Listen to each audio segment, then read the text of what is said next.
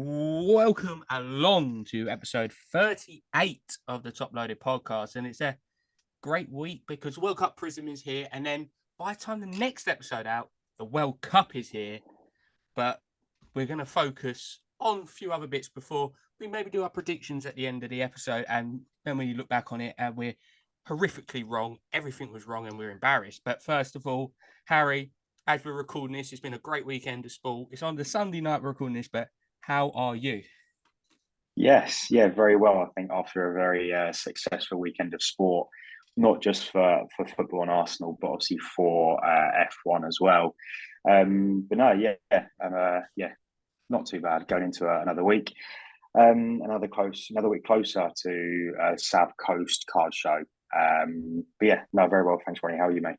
Yeah, brilliant. Great, absolutely great weekend from Arsenal to England cricket to the one we're going to talk about first. I know a very good friend of the podcast, Mr. Harry Reynolds, who does run the London Card Show, and his beautiful George Russell collection is going to be over the moon because the boy has finally delivered a lovely race win. How good was that to see? And I think there's a lot of people who won't admit it, but we're actually welling up at it when George crossed that line and started crying. Yeah, definitely. I think it's been a long time coming. I think Mercedes have finally found their breaking point in terms of the speed of the car, the consistency of the car. It's been a tough season for Mercedes, but yeah, no, definitely. I think for George to win the sprint race and then to go and obviously win the race as well with Hamilton close behind him in second. Yeah, I don't think Mercedes could have asked for a better weekend. Obviously, yes, Red Bull already won the championship and Verstappen's already won the drivers' championship, but yeah, I think Mercedes can look at it as a positive. But no, yeah, for George Russell, it's a massive, massive achievement. And as you said, yeah, I'm sure Harry's laughing in his bedroom right now at the price of his George Russell PT. It's probably just gone through the absolute roof. And I've seen a lot of people asking to try and get ticket or like buy like the tickets for the Grand Prix this weekend. Obviously, get it slabbed up as Russell's first ever F1 victory. But no, yeah, it's been a long time coming, and yeah, Russell thoroughly deserves it. Yeah, it's an absolute great thing to see. And obviously, the first time ever that God Save the King was actually played at a motor racing sport, like especially F1, especially ever, because, yeah, well, it's a very long time ago since it was played, and not just because of the Kings and reigning monarch, but like I say, it was it was actually a very good race as well. Actually, a lot of stuff happened, and it weren't your typical F1 race of the first lap and then you look at the last lap. But otherwise, as well, it was an early start today. Well, not really that early, but obviously had the England cricket T20 as well. I know a lot of people listening to this are like, oh, cricket, who cares? But England won the World Cup cricket. Hopefully, it's an omen for what's going to come in a couple of weeks. But another fantastic day, white ball champions. And then we've got to mention it because everyone knows us by now. It weren't a bad victory last night either. No, it definitely wasn't. It was an interesting first half, but yeah, to come out of the blocks in the second half, obviously come away. We were top of the table for Christmas anyway, obviously having been with City losing to Brentford. But yeah, to come out with another win and go 5 points clear going into Christmas. I was speaking to North Bank Collector on Instagram, I think, the weekend, and he was saying, when do we start to believe? And I said, I'm not going to get ahead of myself just yet. I think wait till a couple of games back after the break and after Christmas and see how we're doing then. But yeah, to be at the top of the table after going into Christmas and 5 points clear, we probably couldn't really ask for much more come the start of the season. So yeah, not buzzing. Can't ask for much more. No, and I think this is a perfect segue because if anyone is watching along this on YouTube or whatever, you might see my eyes keep drifting down to left. I'm putting a disclaimer there. I am in a case break at the moment for Prizm. So if I hit something big, you'll definitely know about it. So I'm keeping an eye on that. But I think it's the perfect way to start because we tried to preview World Cup Prizm last week before it come out. And obviously now it's in full motion. There's tons of cases have been ripped. I'm in love with this. I actually really do like this product. I know people are saying the print runs higher and everything like that, but I think it's a beautiful looking product. Yeah, definitely. I think we recorded the last episode, there's also been, like I was saying to you earlier, there's been a lot more hits and a lot more hits of there's different like national landmarks, different mangas, and we've probably got a much more neutral feel to World Cup Prizm. And I think I actually still stand by my opinion on last episode in terms of manga. It's a very mixed bunch. I think we were saying before we went live, it's one of those things where it's like there's a handful of good cards in the manga sets. There's also a handful that just really are bizarre card designs. But yeah, World Cup Prizm, I think, is obviously is in full swing now, and there's been some lovely hits already so far. Obviously, I won't say too much about the card that you hit because I'm sure you'll get into that shortly. But yeah, love World Cup Prizm, and I know you already got into some breaks, but I might have to look at dabbling into a few. You haven't quite twisted my arm just yet, but yeah, I'm sure there's still time in the next couple of days probably at this rate. Oh yeah, it's I've been buying into some case breaks, especially on eBay when you get the odd player spot, and sometimes it can be very cheap. And I think it's the perfect place to start because I've actually got a bit lucky this week. There was a case break, and he's laughing away. He knows what's coming, but I was in a break of World Cup Prizm, and I thought, oh, actually, let me buy into a few spots. Obviously, everyone knows by now I'm buying Granit Xhaka spots left, right, and centre because that's just what I'm going to do, especially for World Cup Prizm. But there's another Swiss player that I really like, and I've always enjoyed watching him play. And he's playing really well for Monaco at the moment. And I thought, well, you know what? I'm going to buy into Brew and Bolo for a few spots. And lucky enough, I got this one with North 7 cards, and I thought, oh, I'll get him Bolo as well. Funny enough, I didn't get the Xhaka spot. Someone outbid me last minute. So I was fuming with that. So it left me with one spot in the break. And they normally say one spot magic. And then this was about 10 boxes into the case. And I was like, I'm giving up here. And then this happens. And I'm Bolo to 10 gold. The gold is just a beautiful color of Prizm. And I think it's one of the nicest parallels out there. And believe it or not, that is my first hit of Prizm. I had one other break before this and I hit nothing. So officially, my first hit of the World Cup 2022 Prizm is in Bolo Gold, and it just looks so clean. This gold that I think some of these big hit players, their cards are going to go for a fortune. Yeah, I mean, you can't really argue in your was it was your first case break, wasn't it? I think, yeah. Obviously, coming to get Bruno and Bowler in. I mean, what are the chances that you end up coming out with a to 10? I mean, yeah, big hit, and the way he's playing for Monaco at the moment, and going to the World Cup as well. So who knows what can happen with that card price if he comes out as the Golden Boot winner, or the little star boy of the World Cup. Then who knows? But no, yeah, massive hit, and fair play to you. Luck was hope you bought a lottery ticket that night because luck was certainly on your side. Yeah, literally, it's quite a funny story because as soon as that hit, must have been about 11:30. I was watching it back, and I was half asleep anyway. And then I was like, I can't celebrate just in case this is not my break because he was doing back-to-back Prizm breaks. And I think it went from 1 all the way to 7. And I had number 3. And I was like, I've got to double check this, triple check this, quadruple check. And now I'm waiting for it to land in my box in America because, like I say, it's a lovely card. And I think that's one. I'm not the biggest guy for PSA, but I think it's going to have to go PSA. But I'll probably convince myself to send it SGC anyway because, like I say, it's a lovely card. And I think this Prizm, they've really got the parallels right with the color schemes because sometimes there's some products they do and the gold is it's a bit iffy sometimes, but that gold looks like a pure gold. So it's interesting to see what it looks like in hand. I know we've seen some of the big hits already. We've seen some of the one of ones, some of the autos. I've seen Pele autos quite a bit. Honestly looks like a lovely card, and I think they've done really well this year. And there's some big rookies in there. Obviously, now it's a bit strange because now we know the World Cup squads are out. There's some players in the product who are not going to World Cup, and there's some people not in the product who are going to World Cup. So naturally, there's going to be some cards that are. I don't know what it's going to do with their value because realistically, some of these players' prices shouldn't be that high because they're not even there. I don't know what you think with it because it's a very strange situation that they're in a World Cup product, but they're not even going to World Cup. Yeah, I think we think this sort of story of the hobby's life is that the hobby hype can boost a player's price no matter what the current situation is. So yeah, I think in terms of a couple of players that aren't going to the World Cup that are in World Cup Prizm, the price is still so high just because of their. I think the hobby, sort of the word like the prospect almost, the hobby hype, I guess, in terms of what decides their price. But yeah, it's weird to have players that are going to the World Cup that aren't even in in the Prizm checklist, Prizm set. But yeah, we've definitely seen some big hitters already. I know.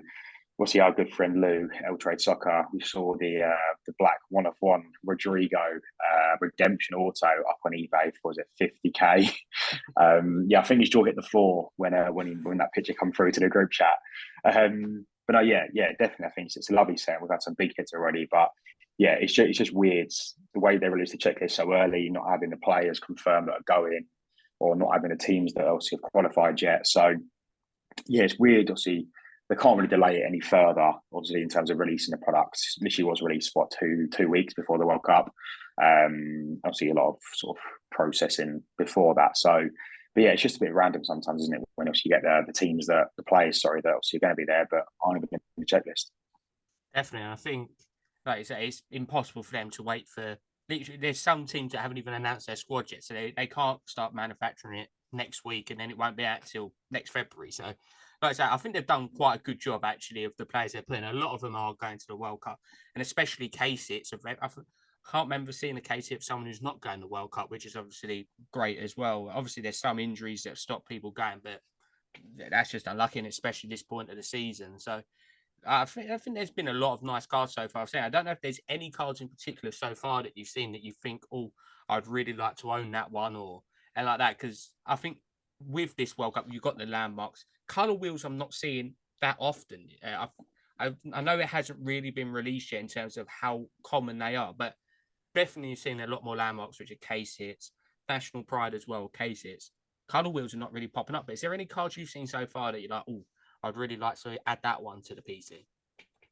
Yeah, it's weird. I think maybe probably along with a few other people, maybe obviously in terms of the PC, it's weird. Like I will always collect the Arsenal players and the Arsenal kits. I wouldn't always do it, obviously, in their international kits. It's a weird one. I don't really know why.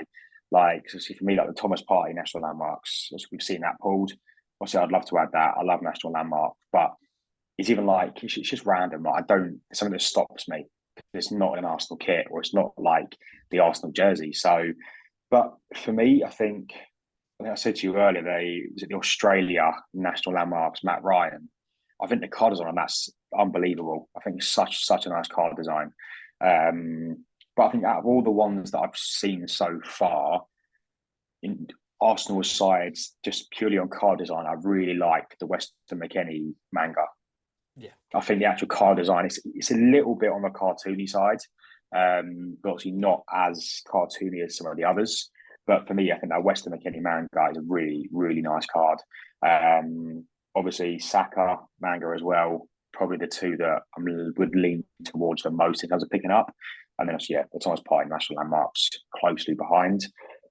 I will say this through gritty teeth, but I love, obviously, the England national landmarks, obviously being a Brit, but because Harry Kane's on that card, doesn't even get that much more of a mention. No, and for anyone who don't know the print run on some of the cards, there is a cracked ice parallel, which is a beautiful one in Premier League Prizm, which is numbered to 23. World Cup, it's not numbered. But for anyone watching this, that is a lovely Embolo cracked ice, which is heading into the PC. So that was the first hit of the break. I just had to. Have you just pulled that? Yeah, it's a non-numbered parallel, but it's a hit's a hit. So it seems like Embolo, I'm riding the luck with him at the moment. Success rate is very that's high. Why I'm like, what's that? I'm like, there it is, Embolo. Of course it is. But yeah, I think, like you say, some of the national landmarks have been really nice. I think I was looking through some of them. I see the Christian Pulisic one, which it's a really nice card design. I like what they picked for the landmarks on it. Saka manga, absolutely beautiful card. It's a really nice one. The one I did see the other day, which I thought was a lovely card, was the manga, but I actually really like the Diogo Jota one. Never going to buy it. We're going to look at some of them in a second, but it's just like as we're saying, some of them are super cartoony, some of them a bit more realistic. So it's quite an I'd love to hear from whoever designed them at Panini of why some of them are super cartoony and some of them are not. But we're going to have a look at some now because obviously eBay have got quite a lot up, and obviously the prices range from extortionate to very extortionate. I think we've seen the Martinelli go from anything between $750 to about $2,000. Obviously, opening week, people are just desperate to buy it, and they can't wait. They literally cannot wait like 2 weeks for it to drop in price, and then they ruin the comps.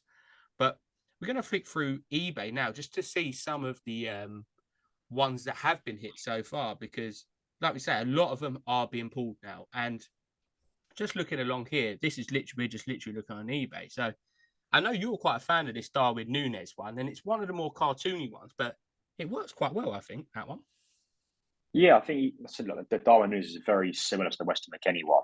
I know it's very cartoony, it's very sort of marbly, but I don't know what it is. It's a very clean design. Like I said, some of them are very cartoony, and just I just don't see the sort of the hype around them or the love around them. But there's a couple of them like the Darwin Nunes, like the Western McKennie, and that are very nicely designed. So you've got the shabby there, or the Javi there, sorry, should I say, which again, they are got a very strong hint of Marvel to them.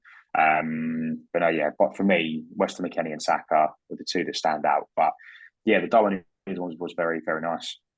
Yeah, I think just looking through them as we slowly scroll through it, I feel I I know shouldn't really. I feel so sorry for Ricardo Pepe. He's the face of night for the US men's national team. He's got the case hits, and he was left out of the US squad. I feel so bad for him because he's done all of these promo pictures leading up to it. Thought, oh yeah, I'm definitely going to the World Cup, and then he doesn't make the squad. So I feel honestly do feel for the kid, but like I say, he's still a very young player, and hopefully a rebound back for the next World Cup. And if you're a US men's national team player, the next World Cup's going to be massive, being in Canada, Mexico, and obviously the US itself. But as we've just scrolled in, this is one of your favourite ones. We've just come up to Weston McKennie, and we're going to scroll through a few more afterwards after you talk about this one. But then we're going to look at sold prices as well, which is going to be intriguing. But I have to admit that is quite a cool one, the McKennie. Yeah, for me, I don't know. I can't put my finger on it, or it's not a detail that I think that's what does it. But I just think the actual card design, that's that superhero like cartoony, marbly effect. I think it just looks like an absolutely sick card. Like you don't really tend to get, like I said to you before, apart from sort of the Marvel inserts and the Road to Qatar. Um, this is probably, especially as a case hit, is such a nice card design. Like the actual superhero effect. But yeah, for me, that Weston McKennie one stands out like a sore thumb. Obviously, Martinelli, obviously Saka, obviously Foden, as we're scrolling just onto Foden now, with his obviously bleached blonde hair.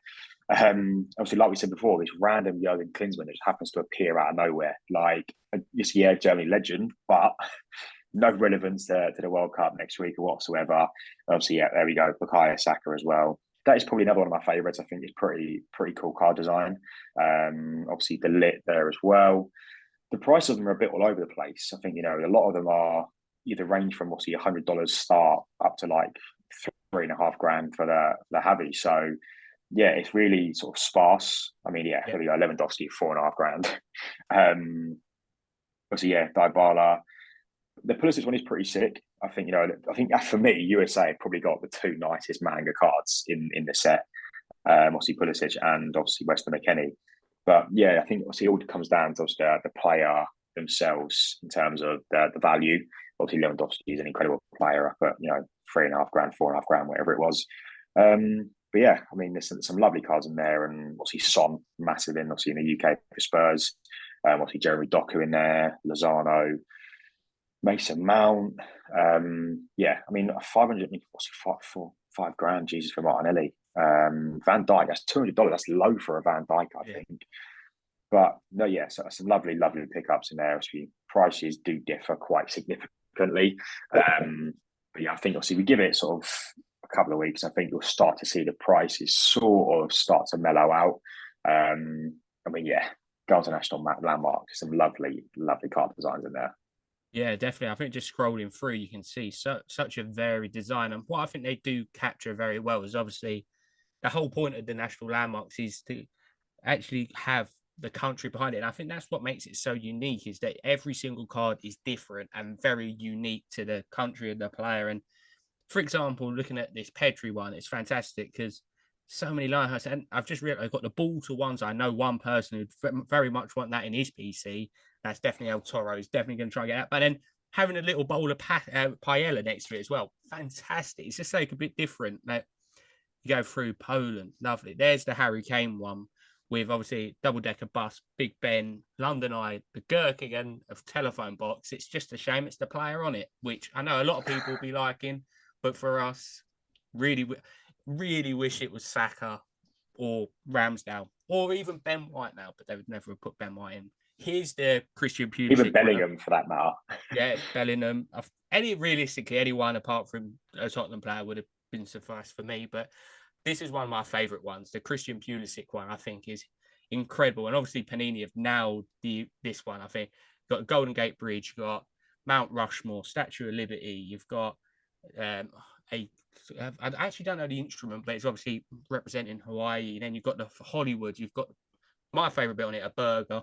Yeah, but probably need to go back to the gym because that's probably my thing. I'm like, burger and a training card, perfect. But like we say, I think the Alphonso Davies one, like, just such a great one. And I think the Alphonso Davies, my favorite one is the maple syrup getting poured onto the pancakes. What a great idea. It's simple, but it's just such a great, now we go off national landmarks, but it's just such a great idea from Panini, the national landmarks. Obviously, they're super popular from the last World Cup, and how they're gonna, the price, I think now, like, they average between, I think, about 100 to 500 from the last World Cup. Obviously, there's some that go for more than 500. It's so hard. I know, obviously, it's so brand new, but it's very hard to call the price on these national landmarks, what they're going to be down the line. Yeah, definitely. I think, the only sort of base you can go off is what the national landmarks are from the previous World Cup. But as always, the case was literally, the set was released literally, 5 days ago. The prices are already going to be all over the place. Obviously, bids will only be ending sort of in the next couple of days if they're on a 99p start for a week on eBay. But no, yeah, you can never call or pinpoint a price on these sets already because they're still so fresh, and people, as you say, do just rush out and will bid on anything and everything. Whereas you give it 2, 3, 4 weeks maybe, and the prices will start to settle, and you'll probably start to see more of a trend in terms of where the prices are. But I think, yeah, for me, you'll see manga and national landmarks are going to be the highest in this set in terms of price, and so they should be. I think the artists, the designs on the national landmarks, is the attention to detail is phenomenal. Yeah, as always from the last World Cup, the national landmarks are sort of the best and might be the most favourite case hits that you can get. So, but yeah, hopefully in the next couple of weeks we'll start to see more of a trend in terms of prices. But yeah, for now you literally can't pinpoint or set a price on any card really. Yeah, especially I think a key thing to look at is also the price of the hobby box. That I think on pre-order there was ranging from $650 to $700/pounds. So, and now I see one sale yesterday for $340. So they're very much down in price. So hopefully the spots in breaks are going to start coming down in price, as well as boxes in general. Because I know quite a few people want to rip one. But the thing I'm quite intrigued about and waiting to hear more information is the blasters for the World Cup Prizm, because I'm quite intrigued. I wouldn't mind ripping one of them because sometimes you get quite good luck in the blasters. I think normally you get like the right red, white, blue Prizm or whatever one they're going to do for this set. But that's going to be interesting when they bring out other formats as well, because hobby boxes are great, but not everyone can afford a hobby box. So it's nice to see the alternatives that they will bring out. And obviously some of these other parallels will bring certain prices, which is great. As someone in the break has just hit a Jude Bellingham red to 399, which is a lovely card. Just keep distracting me here with lovely cards, I think. And literally, it was a Jude Bellingham red, and then the auto next to it was Sir Jeff Hurst. So that was that was a great pack for any England fan. But like I say, Prizm's gone down a treat so far. No doubt, both of us are going to be getting into some more breaks, especially for me. I'm a big fan of player breaks. I might pick up the odd Switzerland spot here and there. But question for you, and as anyone else listening as well, what would you prefer? Would you rather buy a team in like a Prizm, or would you rather buy certain players? Just obviously, sometimes the players, it helps the purse a bit because it's a bit expensive buying a whole team, especially if you're going to go case break rather than a box break. So would you be more inclined to the route of case break, box break, but then also player or team? For me, it would always be, obviously, World Cup aside, I would always obviously go into an Arsenal as a team break. Obviously, that's for me personally. I know people that PC certain players obviously would prefer a player break. But yeah, for me, I'll always buy into a team slot rather than obviously an individual player. Obviously, in the likes of the World Cup, where obviously Arsenal were selected around different teams, or different nations, should I say, even. Obviously, yeah, in that way, I'd be more inclined to buy into a certain player like you're doing with the Shaka spots, or the party spots, or the Tomiyasu spots. He's not going to the world. Yeah, he's there. Yeah. So it's one of them things where it depends what box we're looking at. But for me personally, I'd always just buy into an Arsenal spot as a team.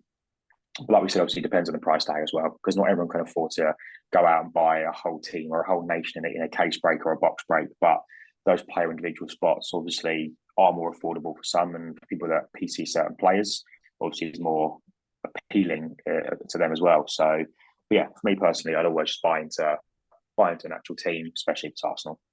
Yeah, definitely. And we obviously that we kind of answered one of our first questions that we put out on Instagram. It was obviously from L_trade soccer, good friend of ours, Louis, who was asking about the Magna set. And I think it's fair to say that it's a bit like Marmite. Some of them you either love them or hate them, really. So some of them big fans of them. Hopefully, manage to hit one if we ever do open a box. But like I say, it's a great set. We look forward to when we see some more hits, or hopefully we get some more hits ourselves in breaks. We'll be sharing them. Who knows? We might even hopefully down the line, if we can pick up a couple of cheap blasters, rip them on our YouTube channel, which we're going to start content very soon for that. But I think moving on to one of our next talking points, it's actually like the actual market within the UK at the moment and just the overall UK scene. So I think it's a very interesting position we're in. And we'll get to a question in a bit. Just obviously, we're not talking about shows at the moment, which we'll get onto, but it's a very interesting market because obviously the financial crisis doesn't help at all when it comes to trading cards. People are spending the money elsewhere, which is totally understandable. Everyone's doing it. Me, yourself, and everyone listening got to put other priorities first. But I think some of the takeaways we had from the London Card Show was some people's pricing. I think Ryan mentioned as well, Card Collector 2 on his video. Some of the pricing of high-end cards, or like 500 up, they were the comps of about 6 months ago rather than now. Do you think that's a bit of a thing as well that the UK's learning, is that prices do change on cards and you're sometimes going to have to make a loss? Yeah, I think it's probably one of the biggest talking points, and sort of maybe like red flags in the hobby at the moment, is that people don't want to accept the fact that card prices do decline, and sometimes you are going to lose money on them.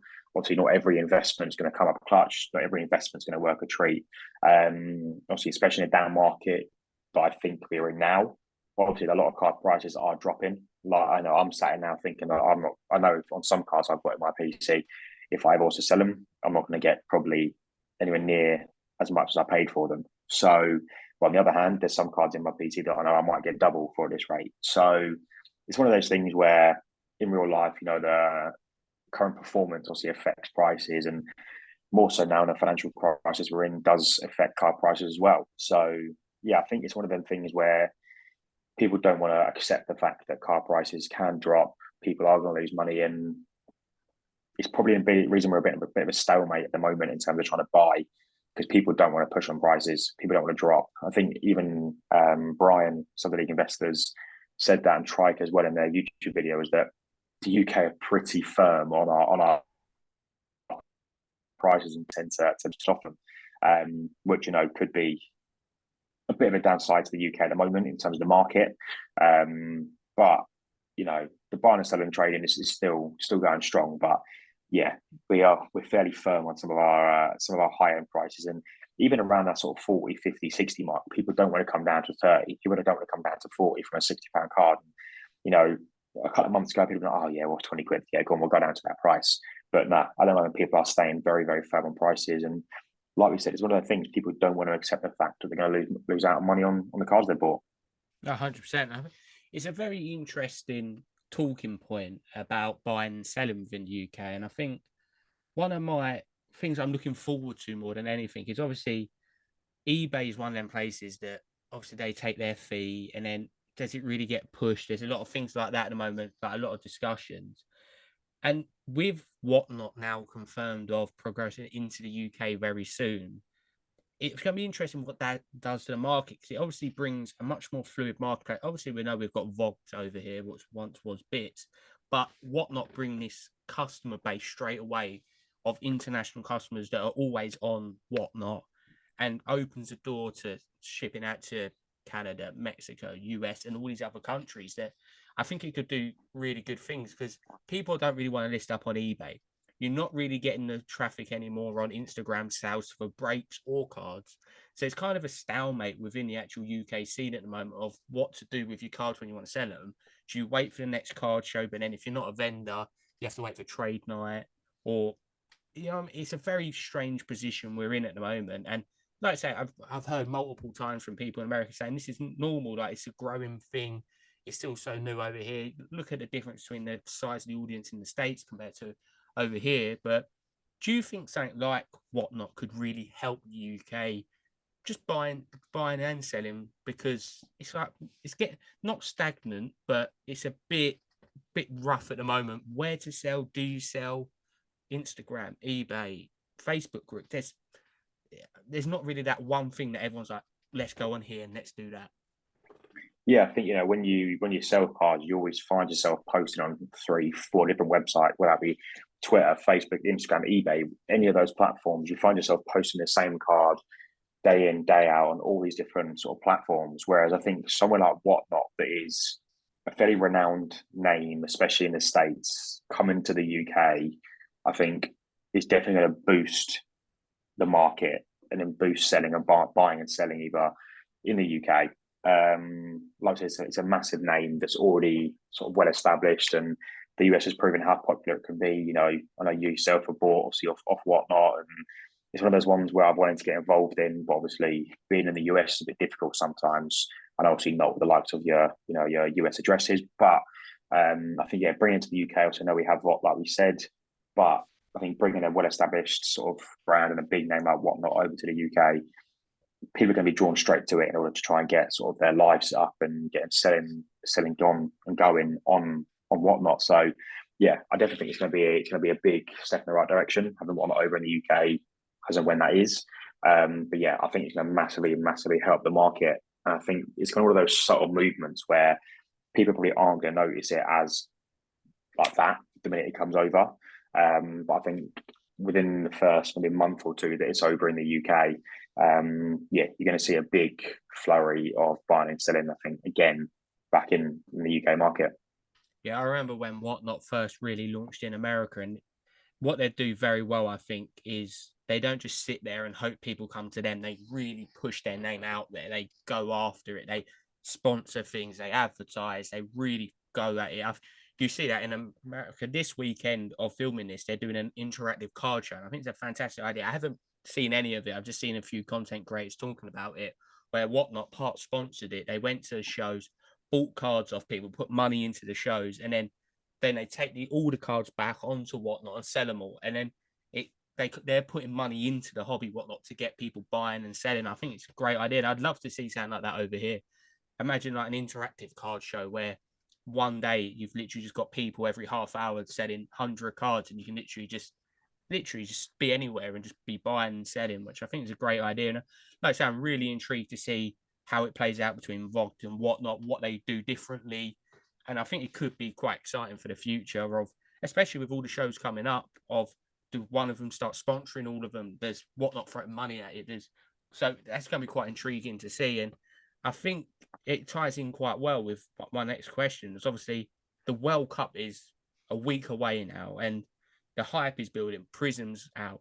You've got people who have made the squad, not made the squad. You've got players like Gravenberch who didn't make the World Cup squad. So his prices have slowly come down a little bit. But you got them people going to the World Cup, and then people are like, oh, I've got to buy their card. And like I say, there'll be players that people are not buying who then score 5 goals in the group stage or 3 or 4 goals in the group stage, and then people are buying them or score that World Cup winner.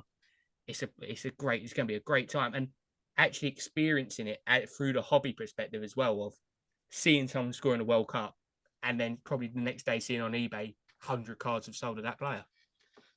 Yeah, definitely. Like I said, he's very sort of in line with the current game, and the minute a player, like I'm sure with Russell prices now, you go on eBay, how many of his cards have sold in the last 3 hours.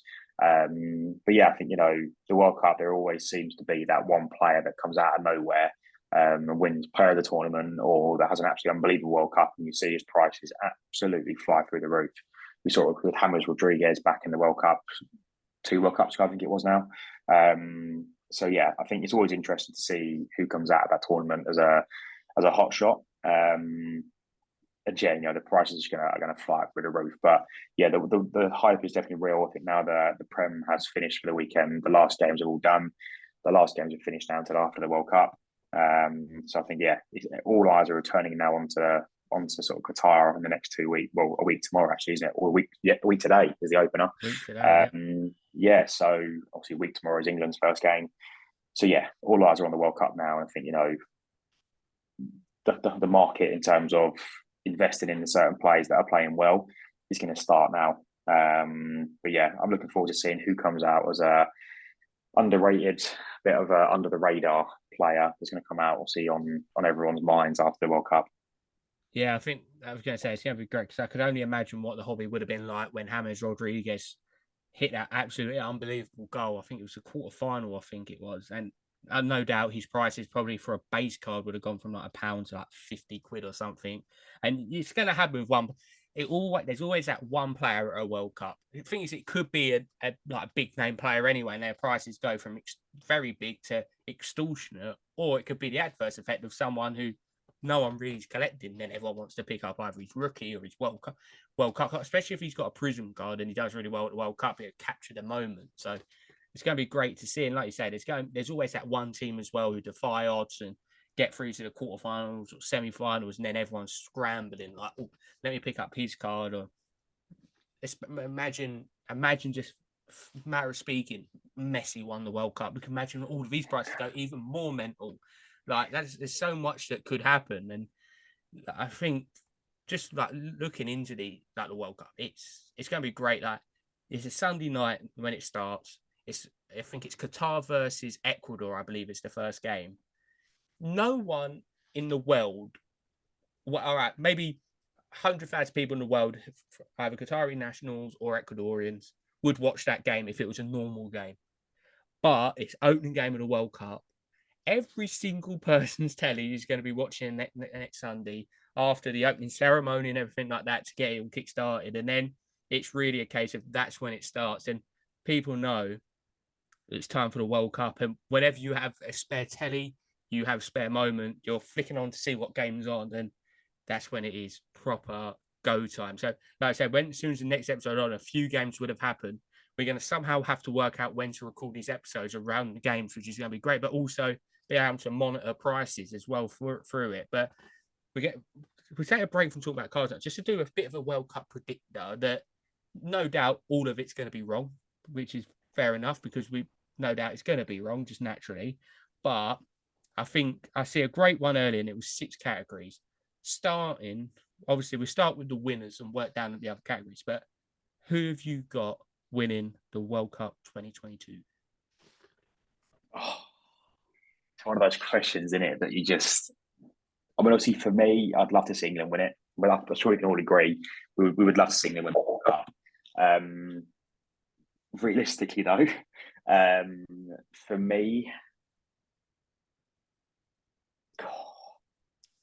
I would have to probably say Argentina or or Brazil. They're probably my two. I think France are very good, almost unplayable sometimes. But for me, I think Brazil and Argentina could be two of the ones to win it. If I had to choose one, I'm probably going to go Argentina. Yeah, it's like you say, 3 of them names are what I've been thinking. Obviously, Brazil, France, or Argentina. France for me now, especially now their centre half partnership's not going to be too bad with Saliba and Varane. I think that's a very good 2, even though I think they're meant to. But I can't. I've said it for a couple of years now, and I'm even more convinced now that I'm going to be wrong. But I've got to say Brazil. Don't get me wrong, their defense is not the greatest.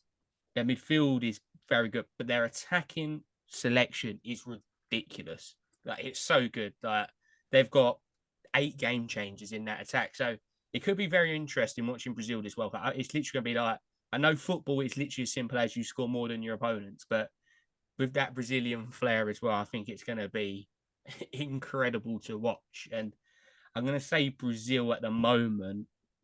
And I really do hope, like we say, we're very happy to see Martinelli introduced into their World Cup squad. And I think it's just going to be great to watch. Probably won't get much game time, but I think they're going to be a great team to watch. And moving on to our next category, and I'll get the ball rolling on this one, is surprise team of the tournament. There's always one. It's very hard to pick. Sometimes I remember some of the World Cups.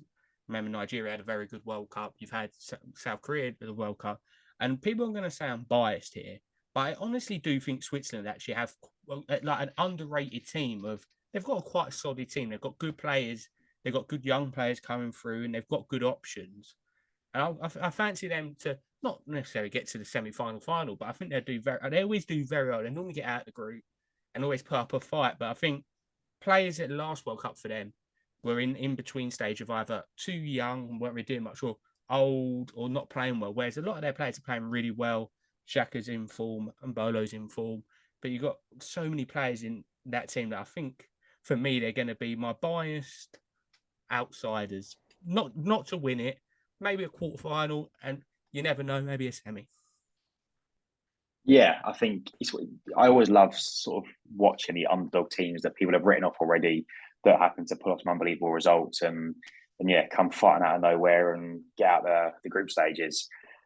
I think the most surprised team, things I could go really boring and go England. People have written us off already. People know we're not going to make it out of the group stages, but um, I thought about Switzerland earlier. I thought in terms of the players they had, they could be one of those teams that you write off, but actually they pull some results out of the bag. Um, I think a team like Belgium, I think they're not really spoken about enough. They're not really sort of mentioned in terms of winning the World Cup, but the quality they've got, De Bruyne, Tielemans, people like that can change a game with a kick of a ball. Yeah, I think I'm going to go Belgium in terms of the most sort of surprise team. Yeah, as I say, not many people have mentioned they've got great talent. Yeah, Probably a lot of people probably say it's maybe their last hurrah. It was like the golden era of English teams. I remember going to the 2006 World Cup, and it was like, oh, they could do a lot, this team, and it never really worked. I think it's a similar stage for Belgium. Like, this is maybe their last chance of that current crop of players. So moving on to the next one, which is always a hard one to call the World Cups. It's never all right, Thomas Muller normally does very well at a World Cup, but Golden Boot is very interesting, especially Euros or World Cup. So, who you fancying to bag the most amount of goals? Or if you think two people might do it, because sometimes it's quite a low count. So, who do you think's going to end up with the highest goal tally? I saw a prediction earlier. It's obviously Richarlison. Like, I mean, I shouldn't react like that because it's going to come back to haunt me. But I'm about to say he might come back to bite us both in the backside, but I feel like he's one of those players that it's a pain me to say this, but I think it could be Harry Kane. I think we've got three teams in our group that I think right now we could comfortably beat by a few goals. I think Kane for England always gets in the score sheet and always tends to score a lot of goals. So for me, in terms of the Golden Boot, I'm going to go for Harry Kane or Mbappe. yeah, very, Probably very two good. mainstream Yeah. picks, but I genuinely think that Mbappe's going to score a lot of goals, and I think Kane could get up there as well. My one is a bit of an outside. It's not really outside. I think he's in very good form this year. I'm actually going to go for Neymar because he's going to take a lot of the free kicks, a lot of the penalties for Brazil, and he's been on brilliant form for PSG this season. And like I say, I think Brazil will do well at the tournament. But the only problem is they've got the goals to share around. But I think my one at the moment, I'm going to go with Neymar because I think they'll go deep in the competition. And like I say, he does like a free kick penalty. And he's going to have one game where sometimes he's just unplayable. No one can get near him. So injury free, I'm going to go for him. And next one is player of the tournament. This is a very hard one because Jesus. normally it's either whoever scores the most goals or one of the players of the winning team. So, like I say, it's another really hard question. But I'm not going to go with. I was going to say Neymar again, but I'm going to go for another nation. I'm going to say Messi. Last World Cup, same with Ronaldo. Not many people are mentioning Ronaldo really for like Golden Boot. Obviously, he's not been playing as much for Man United, but Messi last World Cup. It's written in the stars for one of Ronaldo or Messi to either win it or be the stand. Like it'd be unbelievable if one of them finished their career last international tournament, winning the World Cup. I'm gonna go Messi. Just I think he's done it before. Put Argentina on his back to win Copa America. and I'm going to say, I'm sorry, I'm distracted because as I'm watching this case break, someone has just hit a manga, Gabriel Martinelli, which is an incredible card. But I'm going to say Messi for player of the tournament. Just, I think he's that big of a player. That last World Cup, the panel might be swayed that it's his last World Cup, but he's going to put Argentina on his back and hopefully do well in his last one. But I'm going to go Messi for player of the tournament.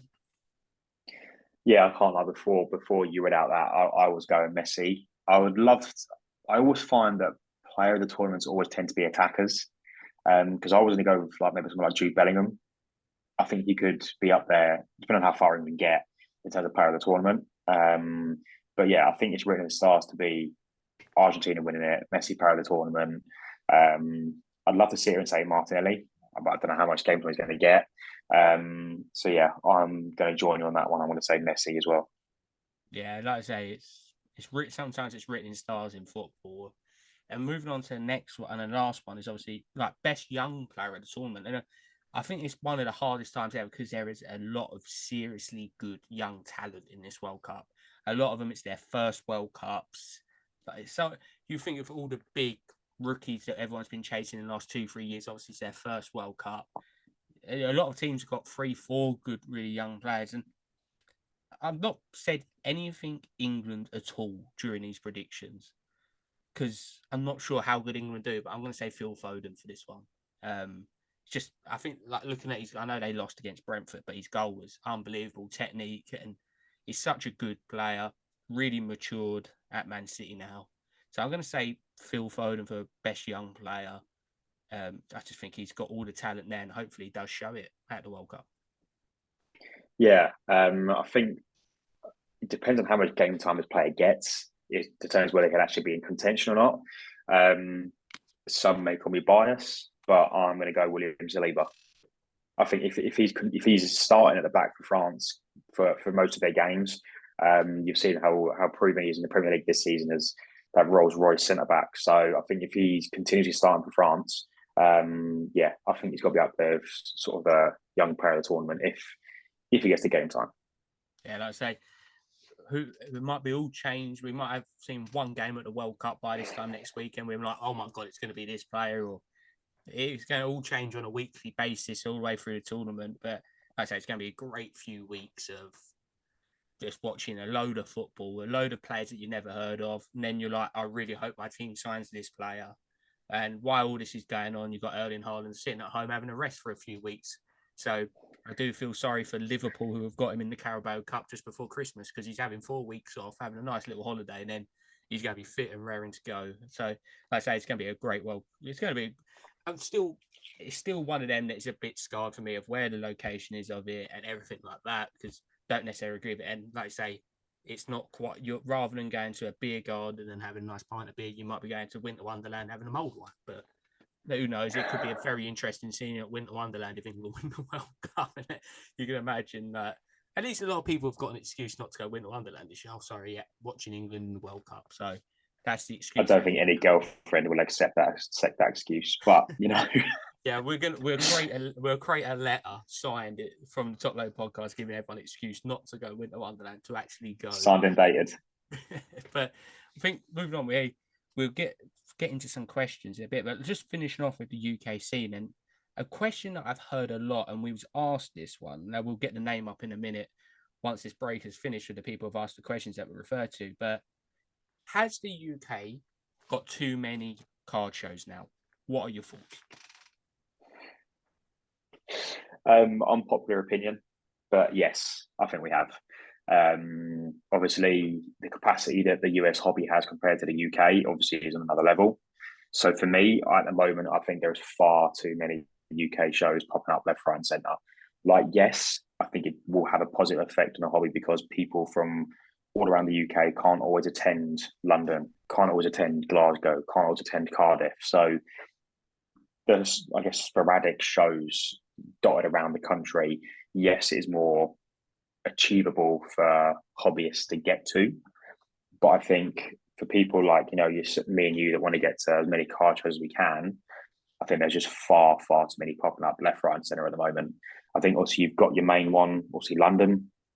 You've got Cardiff, you've got Glasgow, like I previously mentioned, but yeah, you've just got a lot of shows popping up at the moment. And yes, as some would say, it can't be anything negative because obviously there's a lot of shows popping up that people are going to.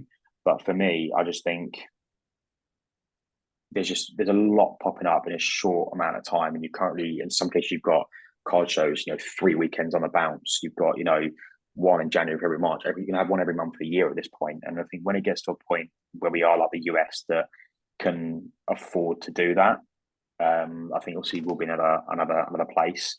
But for me at the moment in the UK, I don't think we've got the capacity to be having card shows every month or every 12 weeks at this point. No, I can't disagree with you. As I I said, it think, might be an unpopular yeah, opinion and people might disagree.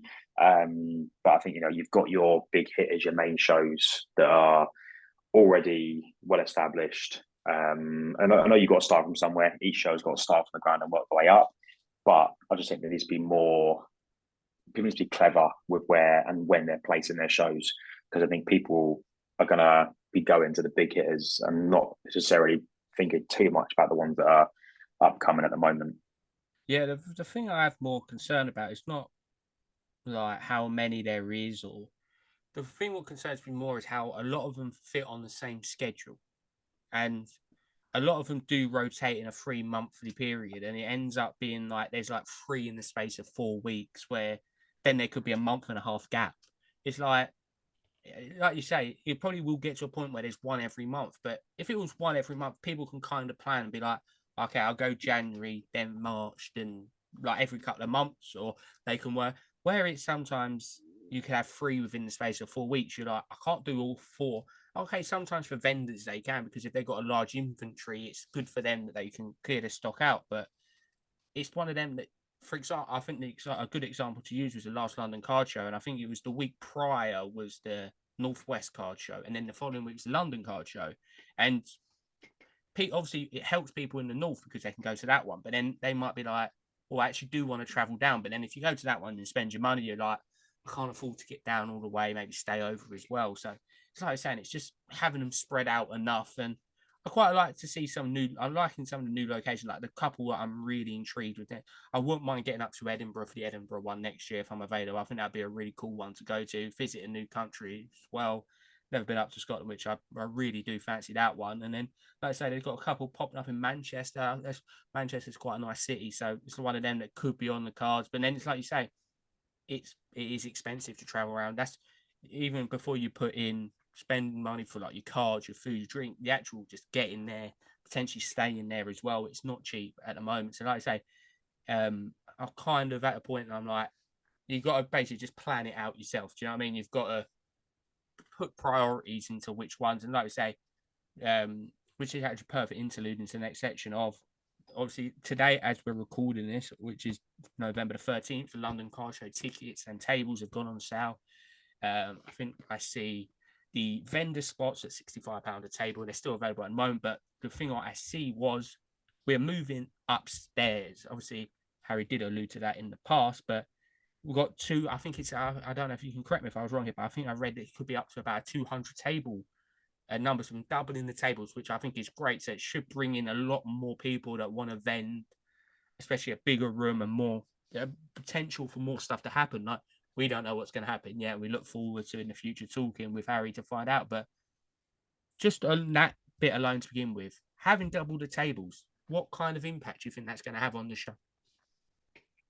I think it's going to be positive. I think, even from the last card show in London, obviously having those guys over from across the pond, I think, making the capacity even bigger, having more tables, I think it's only going to make the London card show more appealing.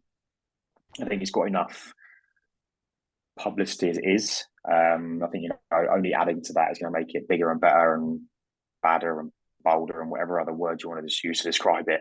But no, yeah, I think it's only going to add another element of surprise and what are those extra 50 60 tables going to have that they might have had at the last show.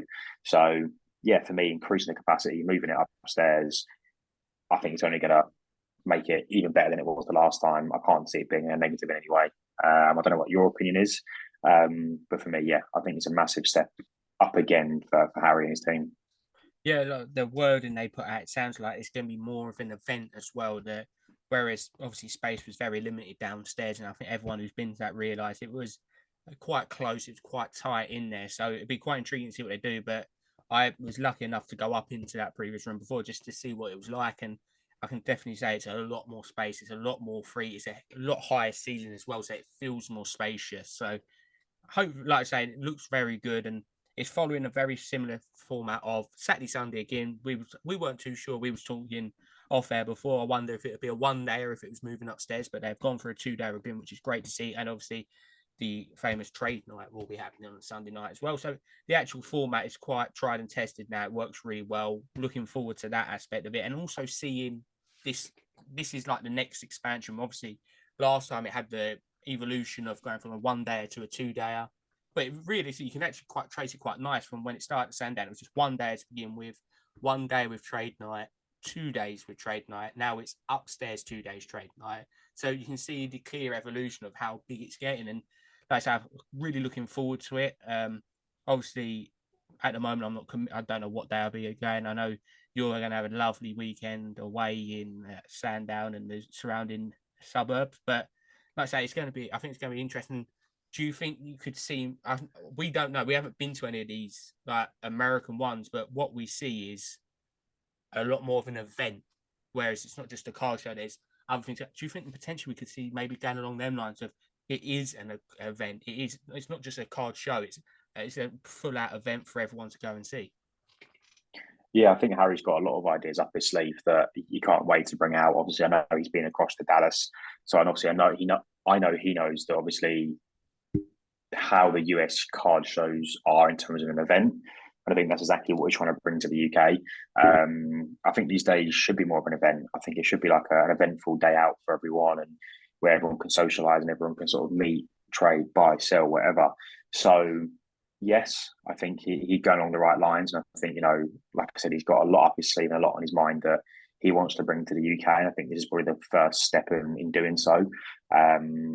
But no, yeah, I think it's going to be brilliant. I think being more of an event is only going to attract more people, and yeah, it's going to be another good show. I know tickets have only been released today, and I know it's still 3 months away. But yeah, I'm going to see how the whole weekend is this time around. I think it's about time that I head down there. Obviously, you with me one of the days. But yeah, going down there for the whole weekend and seeing what it's like. But yeah, I think he's got a lot up his sleeve that he's going to, I'm sure, surprise us with in the next couple of shows. No, definitely. I think we're really looking forward to it. The weekend of the 11th and 12th of February, which is going to be great. Super Bowl Sunday as well. It's going to be quite a big weekend.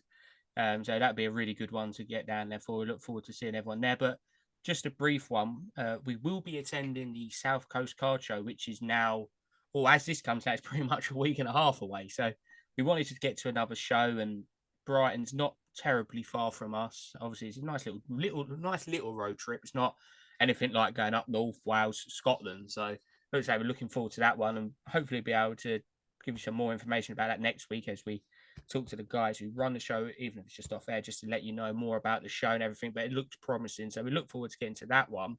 I know we wanted to do another show, but I think it's going to be quite nice to be able to see their first show and how it compares. Obviously, similar venue, but so far all we know is the London Card Show.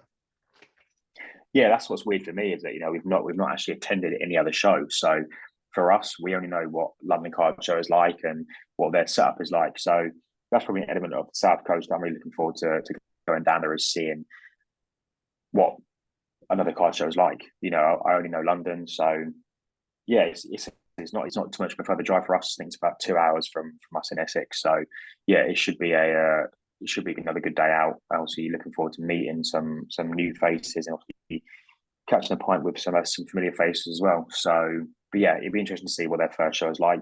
Obviously, hopefully, and wishing them that it's obviously a massive success. But yeah, it's certainly going to be strange not being in a familiar London setting for us, isn't it?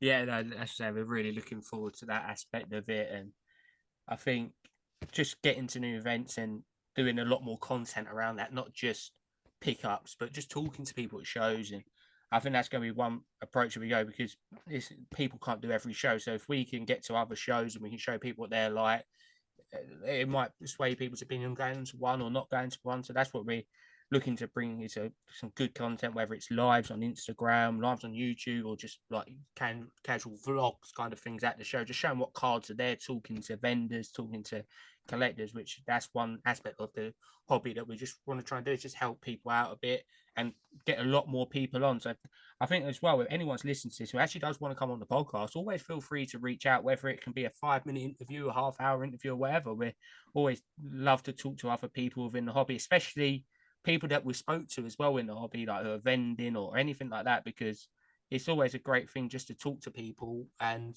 sometimes we might not reach out because it's just natural. It's we're quite busy all the time, so we can't reach out to everyone. Trust me, we spoke about so many people we need to reach out to and sort it out. We've got some good names coming on very soon, but like I say, it's going to be great. And I think we're just moving away from UK scene because we're really looking forward to getting down there. And I think the next segment before we go on to some of the questions is any pickups this week, because I've had a few pickups, but one main pickup. But have you picked anything else up? Or actually, I'm going to actually rephrase it as well. Has any cards appeared on Instagram, eBay, Facebook, wherever it is that you've got your eyes on?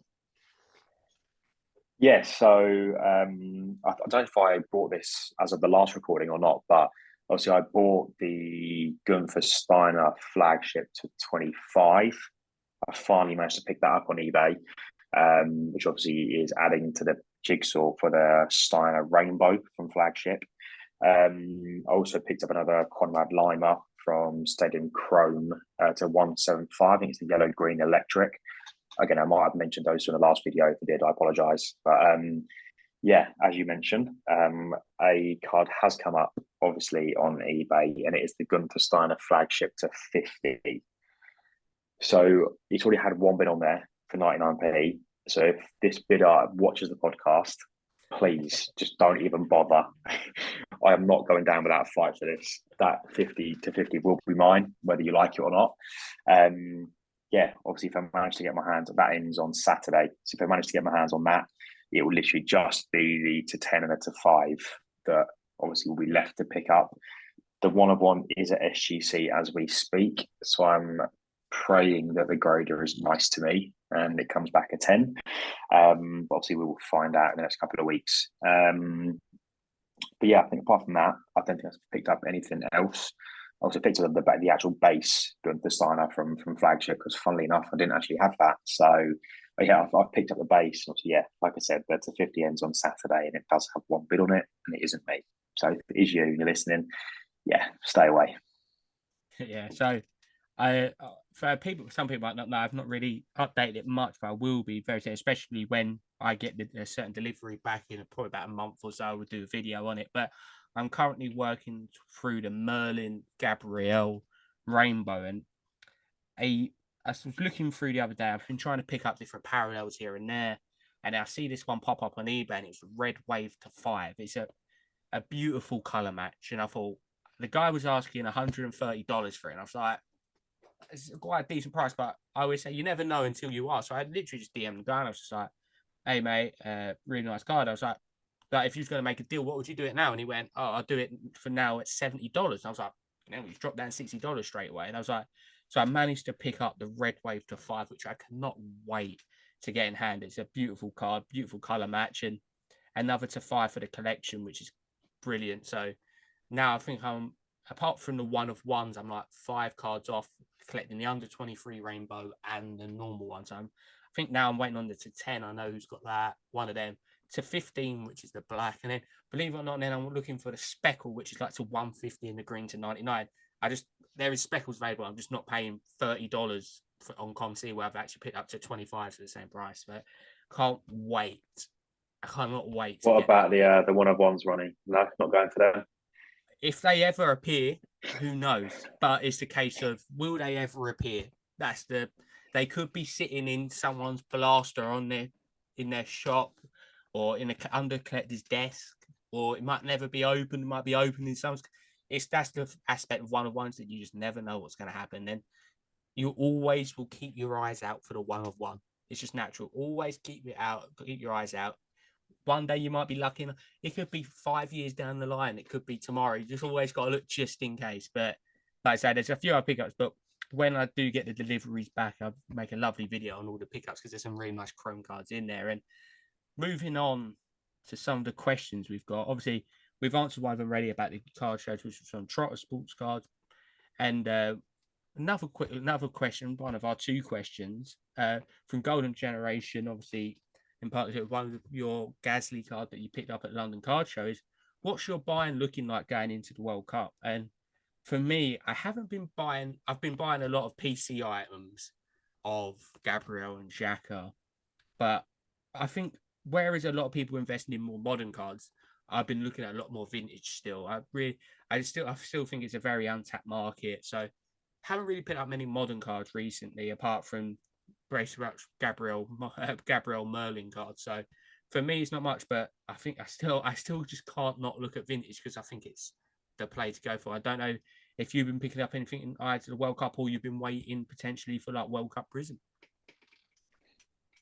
Yeah, I can't say I've got any plan or motive going into the World Cup about pickups. Obviously, I'm still looking for my Gunther Steiner Rainbow, still looking at my Conrad Lima Rainbow, and obviously still looking out for Arsenal and F1. So, yeah, for me, the World Cup hasn't really changed much in terms of what I'm buying or what I'm picking up. Obviously, I might convince myself to try and get a Thomas Partey landmark or a Saka manga or anything like that.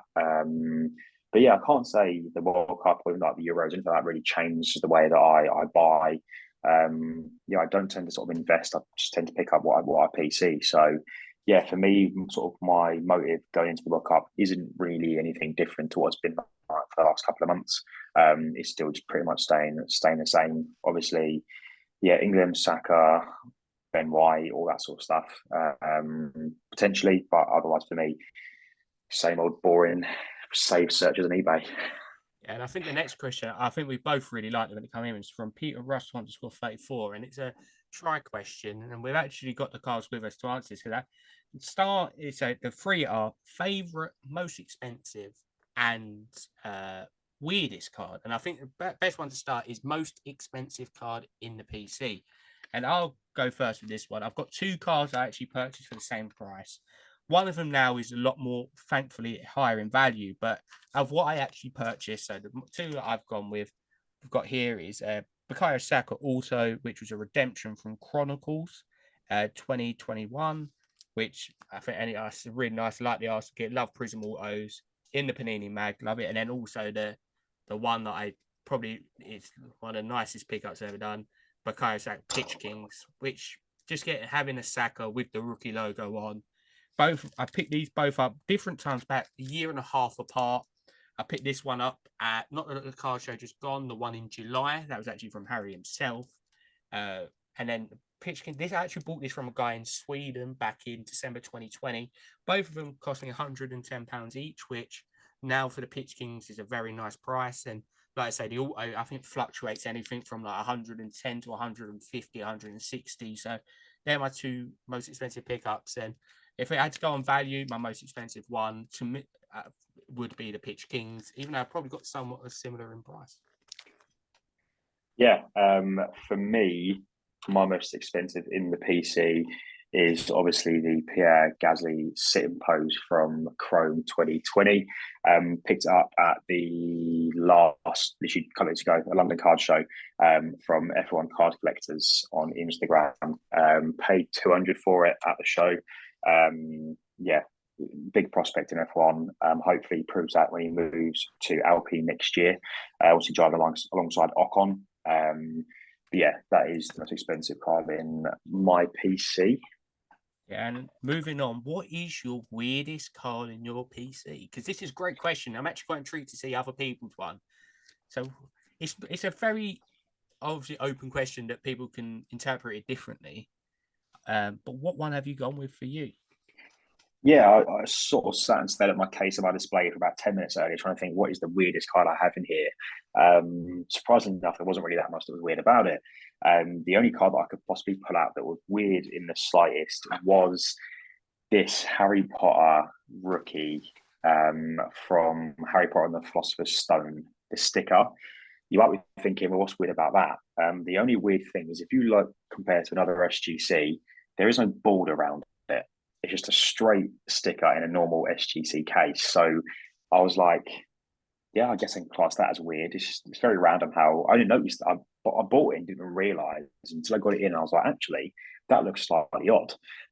Yeah, there's just no casing, the card sticker doesn't move. There's nothing loose about it. But yeah, there's no bordering around the sticker. So for me, I'm gonna class that as my weirdest card on the PC. What about you?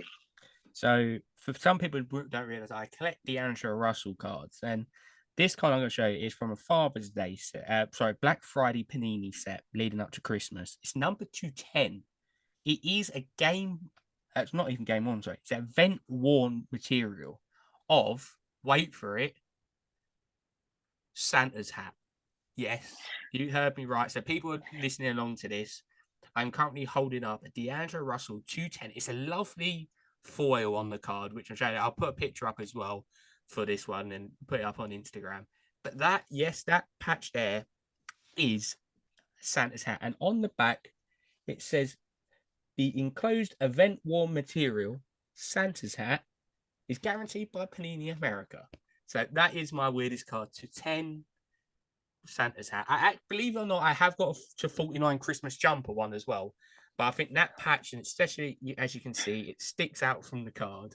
It's probably the weirdest one in my collection, but also to 10. So it's a really nice card. And I think I actually picked this up for about $4 because I thought, I have to get that in the PC. I mean, Panini must have been sat there cutting up this Santa's Christmas hat, being like, "What on earth are we doing? Sticking this bit of a Santa's hat into a bit of cardboard. Brilliant, brilliant." Yeah, that's one of my. I need to. I need to get Slab. I gotta get Slab at MGC just for the sake of it because it's great. And moving on to the last person to right there, and this is a lot of people would agree with us when we say when you're asked what is your favorite kind of PC, it's not picking between your family members. Like it's not. So I could easily have done top 10, top 20, top 50, but we've somehow come to top three for both of us. So we've kind of settled not with the top one, top three. It's going to be controversial no matter what because everyone's going to think this card should be in it, that card should be in it. So we're both going to start with our third place card. So I will go first here. And even top three is tricky to pick between.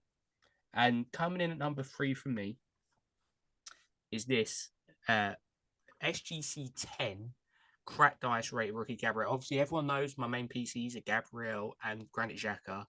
But this lovely cracked ice rated rookie somehow got a 10 as well because he's normally grade not the best.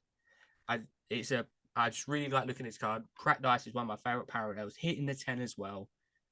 I just love this card. I haven't seen many of these come up as well. That's why I think it is in my top 3 because I've not seen another one to pick up if I wanted to. And to get the 10, even better because, like I say, even if this come back an 8, I wouldn't be concerned. But to get the 10, it just boosts it a little bit up that way. Maybe taking it from like 5th to 3rd, just getting that 10. What is number 3 in your PC? Yeah, so coming in at 3 for me is the Topps Chrome from 2018 Bellerin Green Refractor Auto 1010 in SGC. If you look closely at the auto, he's written number 2 and has a smiley face underneath the auto, which I thought was pretty cool. You don't really tend to see that on the Bellerin autos. But also it's number 22 of 99. Obviously, I'm born on the 22nd day in the year 1999. So for me, I thought it was pretty cool in terms of like a personal pickup. Obviously, I play right back when I play football, so Bellerin's a right back.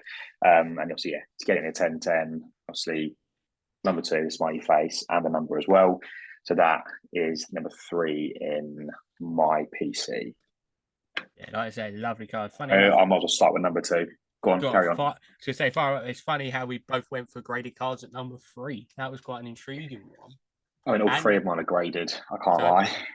There we go. So moving on to your number 2, which I think is going to be an interesting one because, like we say, there will just let everyone know there will be a video in the future where we actually do go through our PCs and more of our cards because I think it'd be quite intriguing. We'll do that with a load of other people because, like I say, it's very hard to choose between. But number 2, which you've probably upset a load of cards and they're going to not like you now, but what is number 2 on the list?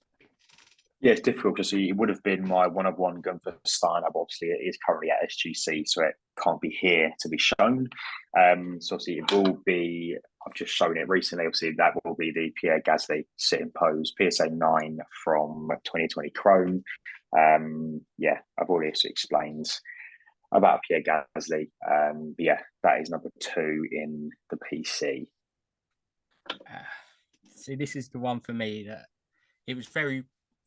I have to give honourable mentions here that a lot of people will probably be having a go at me. I know you will as well.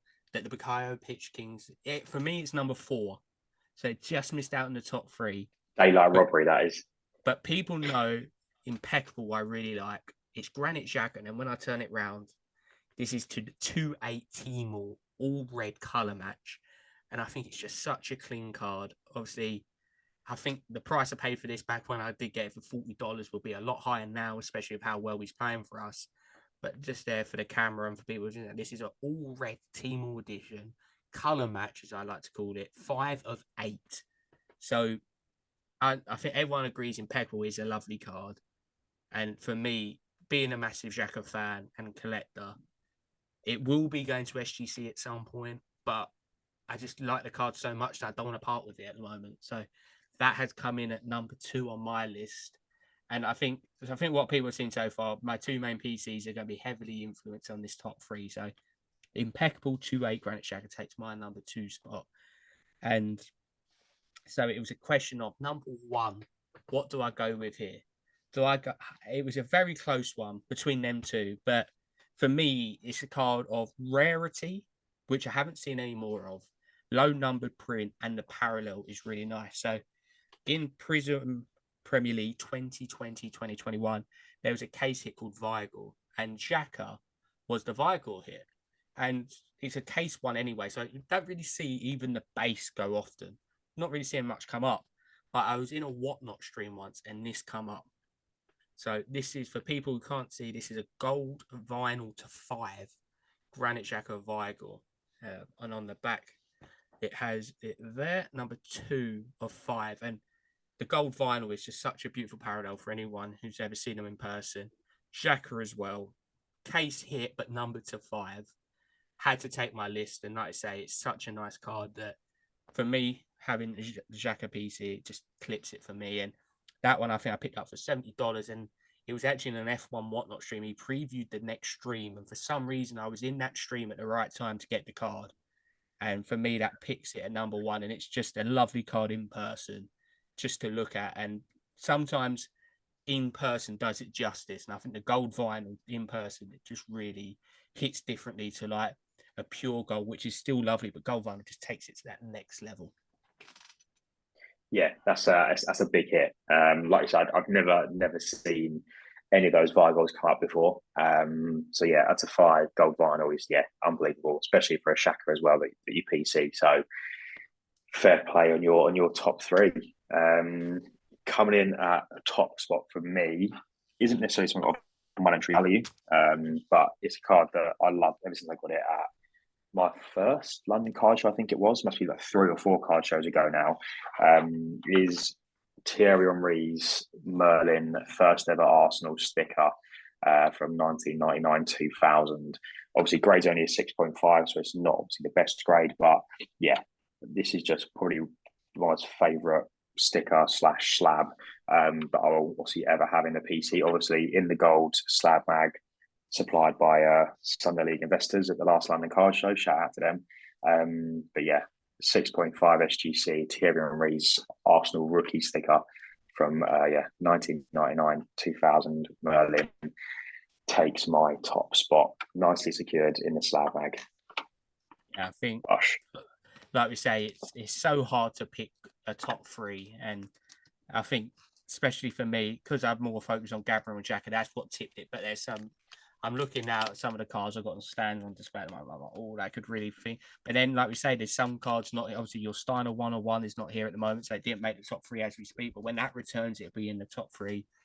Most likely, when my Red Wave to 5 comes from America, that will end up gaining my top 3 somehow. I don't know how, or I might have to put like tied 3rd, just have like 30 cards on tied 3rd. But like I say, sometimes it's not always about the monetary value of cards. It has sentimental reasons behind it, or just the story of what's behind it. And I think that's what's going to be really intriguing as one of our new series on YouTube, what we'll do is actually looking into people's cards. So especially our own PCs, how you picked up the cards, different stories behind them.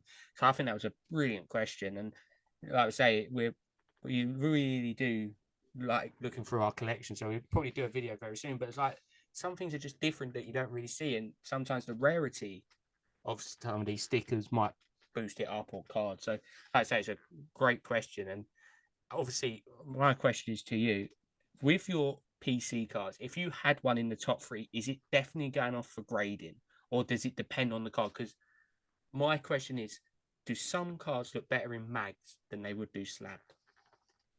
So this was my predicament with my one of one Steiner.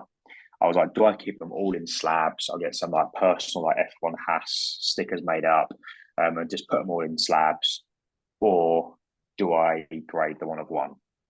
Now, it was very controversial because people were telling me to get it just PSA authenticated because obviously a one of one, if that happens to come back like a PSA 6, PSA 7, obviously it's going to decrease the value. But for me, I was like, it's going to SGC. They are renowned for grading flagship better. And also, I probably, at this point, I'm not looking to sell it anytime soon. So, like, I'm going to get it slapped up, PC it, and they'll probably just mag the rest of them up. It's one of those where if it's like a PC piece that you're going to eventually sell on, yes, it makes sense to grade it with PSA, get it slabbed up. If it's just a PC piece that you want to keep or you're not really overly bothered about grading, mag it up.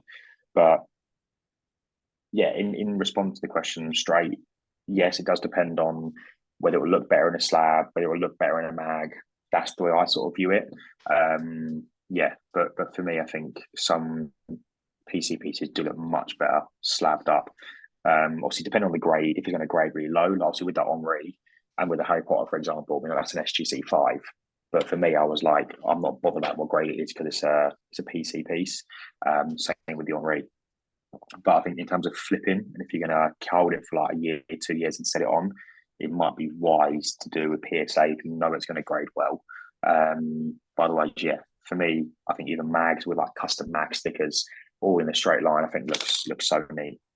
No, I do agree with you. And I think, like I say, I think the only thing that tips me, so I'm more leaning towards mags all the time, especially like the blacked out mags, I think look really good with certain parallels. But I feel like some of the stuff that I will get graded soon will be some of the stickers just because they're a bit more delicate, especially some of the older stuff, especially some of my Wenger stuff from the 1980s, that it deserves the protection. It's so much a card is a bit more durable than a sticker. It's very easy just to drop, like if it's out of the sleeve for some unknown reason, it's very easy for it to bend or peel or get done into like sunlight. So I think some of my stickers will be going off to SGC, PSA, or MGC, or wherever it will be in the probably in the new year at some point. But like I say, it's an open question. A lot of people have different opinions on, like you say, flipping, preserving cards. There's a lot to it.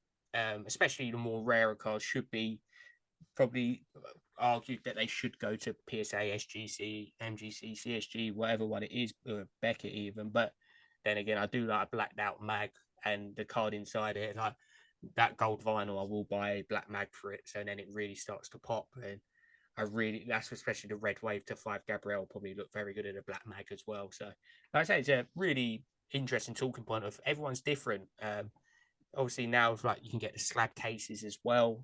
Obviously your your cards in it, your Henri, my Gabrielle's in it. These are very good solutions as well. But then also you have like other ones.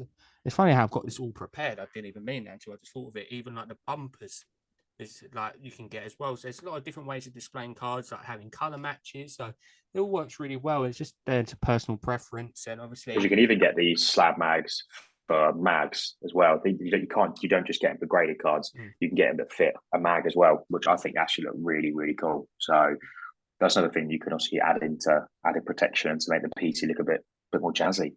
yeah, especially I think as well custom stands as well now, like custom mag stickers. There's a lot out there for you to display the cards right, and obviously we've had third down displays on before, and they're great at doing it. We see them at London Card Show, and we're going to get them on again soon. That they make so many good products to display their cards, and no doubt when they keep bringing out new ideas, they just look better and better. So we look forward to having them on again in the future. But don't know if there's anything else that you want to, any questions you want to ask or anything at all. While to finish off this episode. No, I think it'd be really cool to see other people's most expensive card, favorite card, and weirdest card on their PC. So, if you are listening, drop us a DM on Instagram and send in your favorite, weirdest, and most expensive card. I think it'd be really interesting to see what's other people's PCs and what everybody else has across those three categories. So, yeah, that's a plea from me. If you send us a DM, let's have a look and see what everyone else has got. Yeah, no, it's been great episode. We're going to do it a lot more at asking people for questions and getting people on as well, even if it's a 5-10 minutes of just asking questions. So if you ever do want to appear on an episode, feel free to contact us or drop us a message even to one of our private accounts or anything at all. Like I say, we want to get a lot more people on, whether it is to promote your business, promote your pages, or whatever it is. Sure, we can come to some sort of a arrangement to get you on and onto an episode, or even if it's a round table episode. But like we say, thank you ever so much for listening and watching. If you're on YouTube, don't forget to press the like button and also subscribe below, because a lot more content will be coming very soon. Some really cool stuff as well, from vlogs to some series ideas that we're working on at the moment. So like I say, thank you ever so much for listening, watching, and whatever you've done to engage in this. World Cup is nearly upon us. Prizm is out, so it's exciting times within the hobby. Everyone out there, please stay safe. Have a great week and happy hobbying and good night.